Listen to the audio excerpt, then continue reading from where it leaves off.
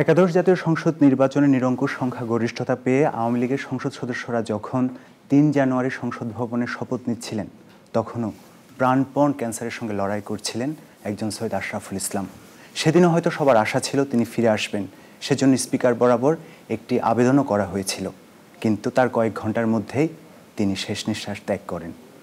তারপর গতকাল তার মরদেহ ঢাকায় আসে। এরপর আজকে রাষ্ট্রপতি এবং প্রধানমন্ত্রীর শেষ শ্রদ্ধা নিবেদন এবং জানাজার মধ্য দিয়ে তাকে বনানী কবরস্থানে দাফন করা হয়।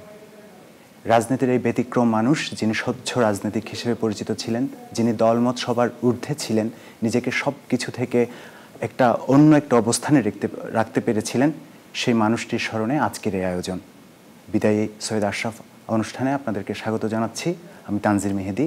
আর তার স্মৃতিচারণমূলক নানা কথা শোনার জন্য আমাদের সঙ্গে হাজির হয়েছেন আওয়ামী লীগের সাংগঠনিক সম্পাদক এবং দিনাজপুর ২ আসন থেকে নির্বাচিত সংসদ সদস্য এবং পাশাপাশি আগামীকাল যে মন্ত্রিসভা অপেক্ষমান রয়েছে যারা শপথ গ্রহণ করবেন, তাদের মধ্যে তিনি প্রতিমন্ত্রী হিসেবে নৌপরিবহন মন্ত্রণালয়ের দায়িত্ব পেতে যাচ্ছেন, শেখ খালিদ মাহমুদ চৌধুরী। আপনাকে স্বাগত জানাচ্ছি।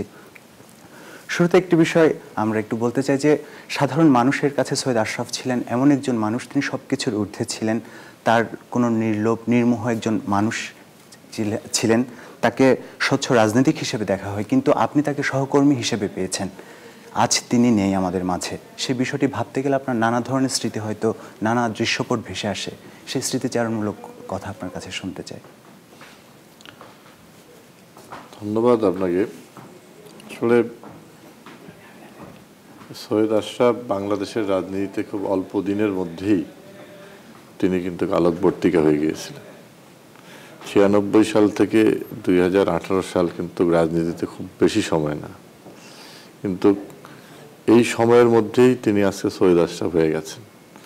এটা কারণটা হচ্ছে যে তিনি যেটা ভিতর এবং বাহির, এটা দুই রকম ছিল না, একই রকম ছিল।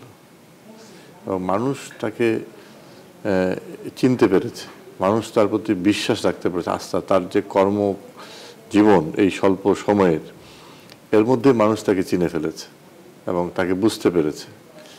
এবং এই চিনে ফেলা, বুঝে ফেলার যে বিষয়টা, এই কারণেই তিনি আজকে কিন্তু সৈয়দ আশরাফ হয়ে গেছেন। এবং তার এর মধ্যেই মানে মানুষের যে প্রত্যাশা, বাংলাদেশের মানুষের প্রত্যাশা, দলের নেতাকর্মীদের প্রত্যাশা, সেটা কিন্তু তিনি মানে পূরণ করতে পেরেছেন। এবং দেখেন, তিনি কিন্তু খুব বেশি নেতাকর্মীদের সঙ্গে যে খুব বেশি মেলামেশা করতেন ব্যাপারটা তা না। এবং প্রয়োজনে তিনি ঠিকই সামনের সারিতে চলে আসতেন। কিন্তু এই যে তাকে নিজেকে গুটায়ে রাখা এবং আবার প্রয়োজনে সামনে আসা, এর মধ্যেই কিন্তু সৈয়দ আশরাফের যে লক্ষ্য, সেটা কিন্তু মানুষ বুঝতে পেরেছে। তার যে নেতৃত্বের প্রতি আস্থা, বিশ্বাস, আনুগত্য, এগুলো তো মানে বারবার আমরা টের পেয়েছি যে আমাদের নেতা দেশরত্ন শেখ হাসিনা, তার ব্যাপারে তার যে আনুগত্য, আস্থা, বিশ্বাস, সেটা তো বারবার তিনি তার কর্ম দিয়ে প্রমাণ করেন। আমরা তো মুখে বলি অনেকেই হয়তো, কিন্তু তিনি তার কাজ দিয়ে প্রমাণ করেছেন। কখনো এই জায়গাটা আপোস করেননি। এবং আদর্শের প্রশ্নে অনেকেই বলে যে তার সর্বমহলে তার একটা গ্রহণযোগ্যতা আছে, বা বিভিন্ন রাজনৈতিক দলের প্রতিপক্ষ যারা প্রতিপক্ষ রাজনীতি, তারাও তাকে পছন্দ করেন এবং তাকে ভালোবাসেন। কিন্তু তিনি কিন্তু আদর্শের প্রশ্নে এক চুল পরিমাণ ছাড় দেন। এটা কিন্তু দেশের মানুষ, নেতাকর্মীরা দেখেছে। এটা একটা বিরাট ব্যাপার। এবং সবচেয়ে বড় কথা, তিনি আওয়ামী লীগের সাধারণ সম্পাদক ছিলেন, তার সঙ্গে আমরা সাংগঠনিক সম্পাদক ছিলাম ২ মেয়াদে। তিনি কখনো সাংগঠনিক সম্পাদকের কর্মকাণ্ডে কখনো তিনি হস্তক্ষেপ করতেন না। কোনো জায়গায় যদি আমরা পরামর্শ নিতে যেতাম, তিনি কিন্তু সবসময় আমাদের নেত্রীর দিকে তিনি ইঙ্গিত করতেন যে তার কাছে পরামর্শ নিতে হবে, তিনি কি বলেন সেটাই হচ্ছে বিষয়। আমি সাধারণ সম্পাদক হিসাবে আমাকে যে নির্দেশনা দিবেন, আমি সেটাকে ফলো করব। সাংগঠনিক বিষয় সেটা তিনি সবসময় নেত্রীর দিকে তিনি ইঙ্গিত করতেন, সেখানে তার কাছ থেকে পরামর্শ নেওয়া। এই যে লিডারশিপটা, একক লিডারশিপ, এটা তিনি খুব ধারণ করতেন। এবং বাংলাদেশের মানুষ আমাদের যারা বাংলাদেশ আওয়ামী লীগের নেতাকর্মীরা এটাই চেতেন, এবং সেই কারণেই তিনি কিন্তু আজকে এই যে নেতাকর্মী শুধু নয়, আওয়ামী লীগ তো একটা বিরাট দল, আওয়ামী লীগ মুক্তিযুদ্ধের নেতৃত্ব দেবে, আওয়ামী লীগের কাছে মানুষের অনেক প্রত্যাশা, এবং এই যে প্রত্যাশার যেই প্রত্যাশাটা বাংলার মানুষ আওয়ামী লীগের কাছে করে, সেই প্রত্যাশাটা সৈয়দ আশরাফ পূরণ করতে পেরেছিলেন। আপনার কাছে আরেকটি বিষয় জানতে চাই, তাকে নানা বিশেষণে বিশেষায়িত করা যায়। তিনি একাধারে মুক্তিযোদ্ধা ছিলেন, তিনি আওয়ামী লীগের একজন সংগঠক ছিলেন, তিনি সরকারের মন্ত্রী হয়েছেন, টানা 5 বার তিনি সংসদ সদস্য নির্বাচিত হয়েছেন। কিন্তু তারপরও তাকে যখন আমরা নানানভাবে বিশেষায়িত করি, একটি পরিচয় বড় হিসেবে দেখা হয়, সেটি হচ্ছে তাকে বলা হয় আওয়ামী লীগের দুঃসময়ের কাণ্ডারি। যখন 11 পরবর্তী নানা ধরনের নিপীড়নের মধ্য দিয়ে যখন পুরো বাংলাদেশের রাজনীতি, শুধু আওয়ামী লীগ নয়, পুরো বাংলাদেশের রাজনীতি যখন সংকটের মুখে, তিনি তখন নেতৃত্ব দিয়েছিলেন। সেই গল্পটা আপনার কাছে। না, আওয়ামী লীগের তো আসলে দুঃসময় সবসময় ছিল। আমরা যখন ক্ষমতায় থাকি তখনও তো আমরা অনেক চ্যালেঞ্জ মোকাবেলা করি। আমরা যদি বঙ্গবন্ধুর কথাই বলি, 49 সাল থেকে 71 সাল বিরাট চ্যালেঞ্জ এবং অনেক কঠিন সময় গেছে। সেই সময় রাজনীতিবিদরা সেটা অতিক্রম করেছে বঙ্গবন্ধুর নেতৃত্বে, এবং আমরা যখন দেশের স্বাধীন সার্বভৌমত্ব দেশ পেলাম, মাত্র 3.5 বছরের মাথায় বঙ্গবন্ধুকে হত্যা করা হলো।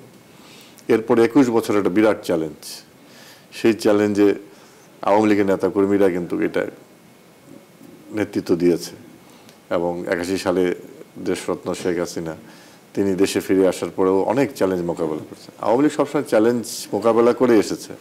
আমরা যখন 96-এ প্রথমবারের মতো 75 পরবর্তী শাসনভারের দায়িত্ব পেলাম, তখন অনেক চ্যালেঞ্জ ছিল। সেই চ্যালেঞ্জগুলো ওই 5 বছর কিন্তু বাংলাদেশের স্বর্ণকাল বলা হয়, স্বর্ণযুগ বলা হয়। এই চ্যালেঞ্জগুলো কিন্তু আমরা মোকাবেলা করেছি। আবার 2001 সালের পরে যে সাম্প্রদায়িকতা, যে জঙ্গিবাদ, সন্ত্রাসবাদ মোকাবেলা করতে গিয়ে কিন্তু আমাদের নেত্রীকেও কিন্তু গ্রেনেড হামলার শিকার হতে হয়েছিল।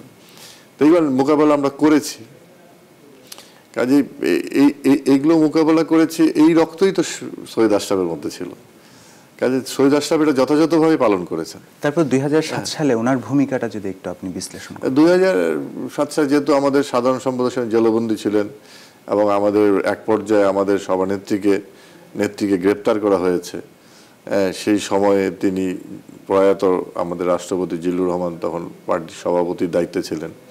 তার সঙ্গে থেকে যেই রাজনীতিটা তিনি এগিয়ে নিয়ে গেছেন, ওই সংকটকালীন অনেক কঠিন সময় ছিল। এই নির্দেশনাগুলো কিন্তু জেলখানা থেকেই মাননীয় প্রধানমন্ত্রী দিয়ে পাঠাতেন, এবং আমাদের বঙ্গবন্ধু কন্যা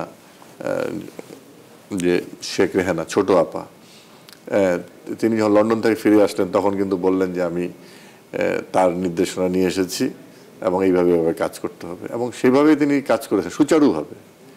এবং তিনি কিন্তু কখনো কোনো কিছু গোপন রাখতেন না, এবং তিনি বলতেন, কারণ নেতাদের কাছে সবকিছু তুলে ধরতেন, যেন কোনো ধরনের আমাদের পথ চলার ক্ষেত্রে কোনো ধরনের যেন কোনো ধূম্রজাল তৈরি করতে না পারে। এই জিনিসটা খুব ইন্টারেস্টিং, যে অনেকেই নেতারা সবসময় মানে গোপন করে নিজের কাছেই সবসময়, কিন্তু তিনি কিন্তু এটা ডিসেন্ট্রালাইজ করতেন, যে কোনো কারণে যদি কেউ বিপদে পড়ে যায় বা সংকটের মধ্যে যায়, আমাদের যে পরিকল্পনা বা আমাদের এটা যেন কোনোভাবে যেন ব্যাহত না হয়।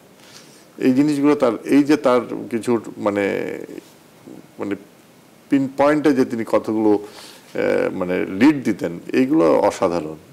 এছাড়া সৈয়দ আশরাফকে নিয়ে আসলে কথা বলতে গেলে 2013 সালের 5 মের কথাটি চলে আসে, এবং মৌলবাদের উত্থানের বিরুদ্ধে তিনি যেভাবে হুঁশিয়ারি বা হুঙ্কার উচ্চারণ করেছিলেন, সেটিকে বেশ তাৎপর্যপূর্ণ বলে ধরা করা হয়। সেদিনের কথাটা আপনার কাছে? না, সেটা ঠিকই আছে। আপনার আপনি যদি সেই সময়ের কথা দেখেন, যে আপনার এই যে ঢাকার যে পরিস্থিতি হয়েছিল, তদানীন্তন যে বিরোধী দল ছিলেন তারাও কিন্তু সেখানে উস্কানি দিয়েছিল, এবং তিনি আমাদের মাননীয় প্রধানমন্ত্রীর নির্দেশনা অনুযায়ী যেই মেসেজটা দেওয়ার দরকার ছিল তিনি প্রেস কনফারেন্সে সেই মেসেজটা দিয়েছেন, এবং সেইভাবেই কিন্তু তিনি সরকার টোটাল বিষয়টা ফর্মুলেট করেছে, এবং সেটা করেছে বলেই কিন্তু বাংলাদেশের ঢাকা শহরের মানুষ বিরাট একটা আতঙ্কের মধ্যে ছিল, একটা ভয়ঙ্কর পরিস্থিতি মানে অনুভব করছিল। মানে দেখেন, এই যে মানে নেতৃত্বের সঙ্গে মানে যে তার যে একটা যোগসূত্র ছিল, সেটাকে তিনি যে কাজে লাগিয়েছেন এবং ঢাকার মানুষকে একটা ভয়ঙ্কর একটা পরিস্থিতির মধ্য থেকে উদ্ধার হয়েছে। এটাই তো মানে সবচেয়ে বড় কথা, যে নেতা যে নির্দেশনা দিয়েছেন সেই নির্দেশনাটা তাকে পালন করতে হবে। সেই জায়গায় কতটুকু আমাকে এগিয়ে যেতে হবে, কতটুকু বলতে হবে, কতটুকু করতে হবে, এই বিষয়গুলো সৈয়দ আশরাফ ভাইয়ের মধ্যে খুব বেশি ছিল এবং এগুলো মানে অনুকরণীয়। সৈয়দ আশরাফকে নিয়ে কথা বলছিলেন আওয়ামী লীগের সাংগঠনিক সম্পাদক খালিদ মাহমুদ চৌধুরী। আমরা এই পর্যায়ে নিচ্ছি ছোট্ট একটি বিরতি, ফিরছি একটু পরে, আমাদের সঙ্গেই থাকুন।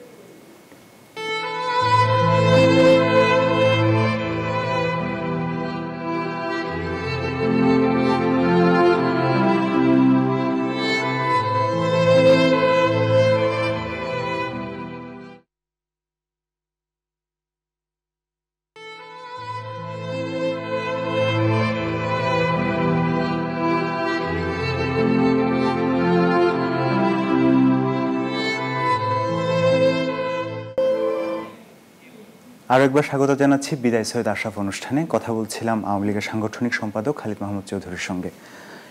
একটি কথা প্রচলিত আছে, যেটি হচ্ছে যে আওয়ামী লীগ সভাপতি এবং প্রধানমন্ত্রী শেখ হাসিনার খুব আস্থাভাজন ছিলেন সৈয়দ আশরাফুল ইসলাম, এবং সেটির একটি প্রমাণ আমরা দেখতে পেয়েছিলাম 20তম কাউন্সিলে। যখন তিনি সমাপনী বক্তব্য রাখছিলেন তখন তিনি বলেছিলেন সৈয়দ আশরাফুল ইসলাম তার ছোট ভাইয়ের মতন।